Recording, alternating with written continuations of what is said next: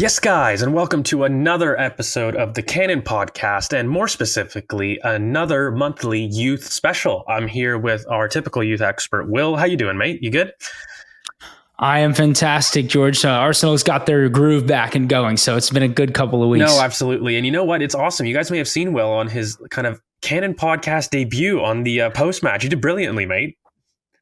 Appreciate it. It was a lot of fun. It's I was saying to the guys on the stream, it's like I finish a match and I'm sitting in my living room like with nobody to talk to, and I have all these thoughts. So it was nice to be able to scream them into some abyss where somebody was absolutely listening. Absolutely. It was a very strong debut. And so, you know, we're back on our home video, our home turf in a sense, and we're here to talk to you. So, you know, and kind of as usual as what we always do on these YouTube shows is really to highlight a youth prospect that we feel could be an interesting topic to kind of get into a little bit deeper, break down. And the player that we've talked about doing today is kind of Nnuous. So this is a spotlight that's going to be on Nnuous.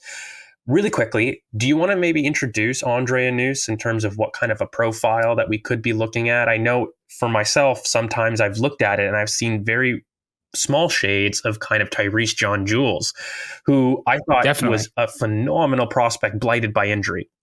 His body would break down.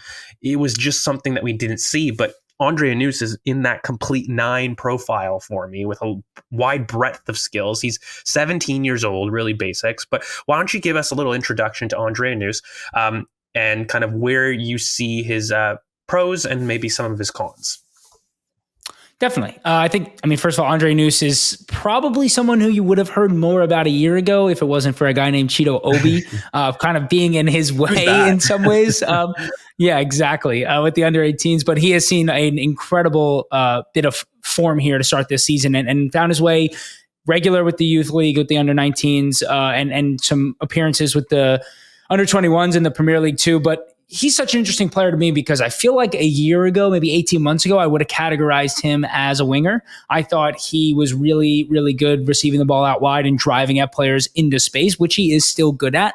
But he has grown and his body has grown quite a bit, and he's become an all-around center forward, as you mentioned. I see Tyrese John Jules, but with a little bit more durability, to be honest. I think with John Jules, it was always really impressive how kind of like lanky he was and kind of silky he was. And to me, Annous is a much more powerful player. This is a player who is going to run at you consistently. He's going to put his shoulder into you. And the one other thing I would say that he maybe has an edge on profile-wise to Tyrese John Jules is he is much more of a reaction scorer. Like when that ball comes across the middle of the box, he's getting a foot or a head to it and putting it on goal. Whereas I think what made Tyrese so special was he wanted to play the ball into his feet. He wanted to control it. He wanted to use his technical skill and his, advantage with his technique so much and rely on that in a great way. Whereas Annous to me is like, I'm going to dominate this in whichever way that I see fit at the moment. And he also isn't just a goal scorer. He can create. He wants to get other players involved. He wants to get involved in the link up.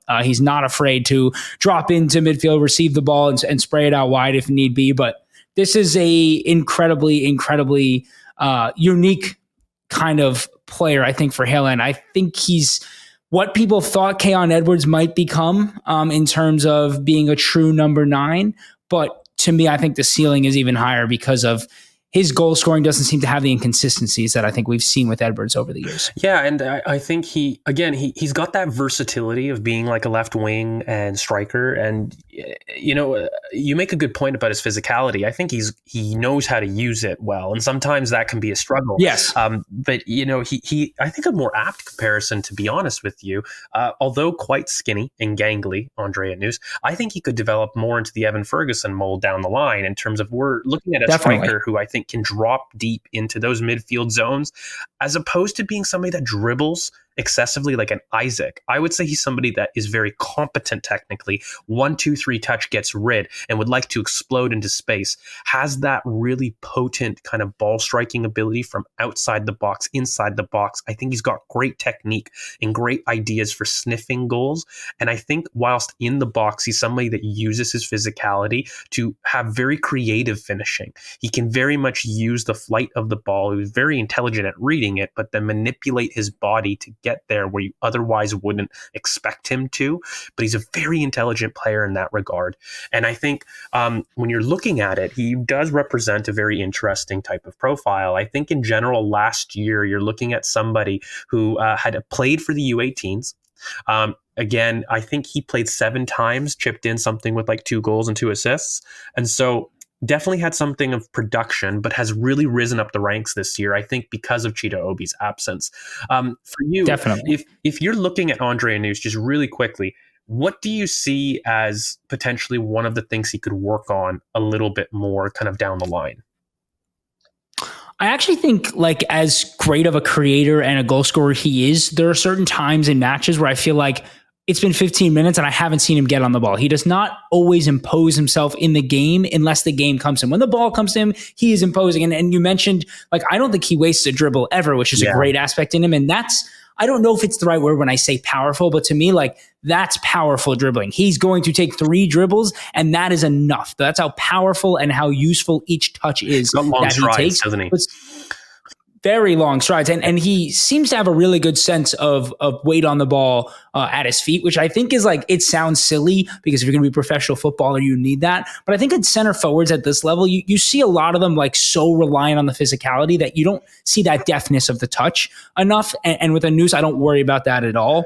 But with all of those things, I would just like to see him impose himself when sometimes 10, 15 minutes have gone by and he maybe hasn't gotten a touch on the ball. I don't like to see that from a center forward. And that's something you never saw from Cheetah. Yeah, he's selfless, but not an X factor whilst having an X factor ability. Like he has it to do it, which is why I'd like to see it. Yeah. And I agree with you on that. I think one of my biggest weakness things with Andre Annous, at least for me, is I'd love to see him almost increase his passing range and his influence in midfield when he does drop in. So as we talked about, he's kind of a center forward that likes to drop in, turn really smartly, and play in a pass. He does that brilliantly. But I look back at kind of 2014 Harry Kane in terms of what he could do in terms of being as a playmaker in those zones. And I think Andre Annous has the quality and the spatial recognition, doesn't always show the passing range that a kind of pre-prime Harry Kane showed. And I think that's an area of development for him, especially in terms of his profile. Like, if you're going to be somebody that's going to drop deep and interact in midfield, which he is, and I don't think he's got the explosive pace of your Nicholas Anelkas in that profile that really were lightning. Andre Annous isn't quite that. He's athletic, and he has a good top end speed, but it's not explosive. So when you are operating under that, you almost need to add a little bit more in midfield for me to become more effective in your role. So I'd hope that as he develops, we see an increase in the passing range and the passing variety, because we see such great creativity in his finishing. So we know that control of the ball and in terms of receiving and playing out is something that he's really, really good at. It's just, can we improve some of the range? Can we improve some of the actions more consistently? Because the pace of pass is very, very good at this level. And of course, I think being, again, 17, we need to temper expectations. He is playing quite a bit above his age mates. And so I think right now we're still working him in physically. And I think these type of prospects, it's worth mentioning, develop physically later, especially when you're looking at a profile like this. And so it's somebody that I'm very interested in. Last kind of big point on him. Where do you see his career pathway going? Where do you see his ceiling in terms of what he could be for Arsenal? And how would you like to develop that pathway? Definitely. I think pathway wise, there's not a better position to be in at the club than striker. You create your own destiny right now. If you are a striker at this club, I don't care how old you are.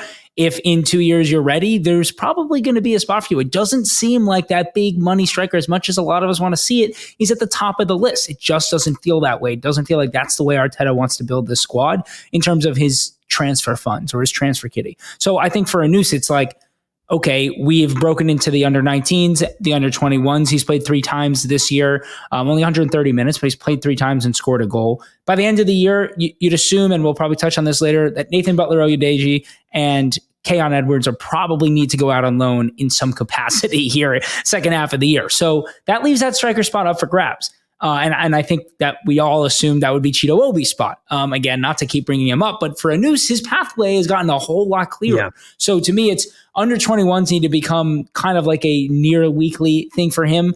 It doesn't seem like we're getting out of the youth league stages, which is a bit unfortunate, but nonetheless. And then it's probably another year at the under 21s. He turned 17 later this month, as you mentioned. And so then maybe we're looking at a League One or League Two second half of the year loan next year. And we're probably 2 years from a debut for Arsenal at the very least. That's just center forward profile. So he's 16 years old. You're not going to see him at 17 in the Premier League. But nonetheless, there is a pathway for him. In terms of ceiling and whatnot, I think Evan Ferguson's a really good comp. It's one of those players where it's like, there's no doubting his ability. And, on paper, if you list his attributes out, you're like, okay, this is a center forward that could play at the highest level. But again, I think a lot's going to depend on him improving in those areas you mentioned, of course, becoming more involved in build up, because that's how you make yourself a useful player, especially in our system. You don't, a center forward that's going to be isolated, it's not going to do anything for us. And then actually imposing himself on games when his team needs him. Like that, if he can become a difference maker, not just a goal scorer, but a difference maker, that's how I see his ceiling being raised. Yeah, and I think one of the big things is, we'll get into this in kind of, if you enjoy some of these breakdowns later on, we'll look at positions that the academy might need. Ironically, with Cheeto Obi's departure, that did leave a huge hole in terms of what Arsenal's plan were for strikers in general. I mean, you mentioned Keon Edwards and Oyedeji, who are both, by the way, in the last year of their contracts. That's a problem. We'll talk about that a little bit later. But those are players that I think, unless we re-sign, are looking as probably relevant departures, not just on loan, but just in general from the youth system. And I think strikers, and effective strikers, by the way, are something that, the youth team might be struggling with at the moment. So Andre Nnuous has a brilliant pathway to really make that his own, cement himself. I do like my self-plug, the Evan Ferguson comparison. I think he is kind of somebody in that mold, that profile. As far as quality goes, I do look at him as something of a slow burn. I actually think these complete 9 profiles typically are. Definitely. It's a profile that absolutely requires a lot of mental and cognitive development for me. Why? Because a lot of your game is built outside the box in terms of making that difference. And it's such an all-encompassing role. You could really be a fulcrum of a team when platformed correctly. But in order to do that, you need to have a ton of experience. You need to put a lot of skills together. And that can be a really difficult profile to find, but also a really difficult profile to make at the top level. So as far as ceiling goes, I think, again, he's so young. I really don't want to limit. I think he's got the talent to play for Arsenal. Right now, what we need to see is whether the physical development can really marry with some of the technical brilliance that we've seen, and as well to see how he takes to kind of adult football in terms of taking some of these passing range critiques and expanding on them, how he can develop a little bit more, because again, he's really made that jump this year, which has been a very fast track jump from last year in the U18s to now the U21s. He needs to establish himself there, play a little bit there, maybe get on loan a bit. And you are looking at, for me, at least a 2-3 year journey before you're even looking at debuts, but even integration to the first team. So all in all, I'd summarize: exciting talent, somebody that can drop deep, offer you some link up in 1, 2, 3 touches with an excellent pace of pass, good spatial awareness, but really comes alive in the box in terms of some really inventive finishing, some great movement and intelligent movement. Things to maybe look out for in terms of maybe some weaknesses to improve on is maybe using his strength a little bit more in the box in terms of really creating that effective separation as a body, growing into his body a bit more and being able to throw it around. And then when he does drop deep, kind of like your 2014 Harry Kane, you're looking at somebody with a little bit more personality that isn't just playing in people, but maybe digging and dribbling out of trouble, creating space in those ways, and maybe imposing himself a bit more because he's got the talent to, but right now is very selfless, but at times can let the game pass him by. So those are some point of improvements for Andre Nnuous. And guys, that leads us to kind of the end of our scouted, or spotlight rather, of Andre Nnuous here on YouTube. We hope you guys really enjoyed it. We're going to be showing a little bit of clips kind of in the more patron version. So if you enjoyed this and you wanted to get a little bit more of a breakdown as well as some more of our youth updates, you can join the patron in the description down below. Will, thank you so much for joining me today. Always a pleasure. Awesome. Always a pleasure as always. And, we'll catch you guys kind of on the next youth podcast that we do stream kind of monthly. That's special towards the Cannon podcast. So we hope you guys like it. Make sure you guys like, comment, subscribe. And thanks for sticking with us. And remember, thanks for keeping it Arsenal.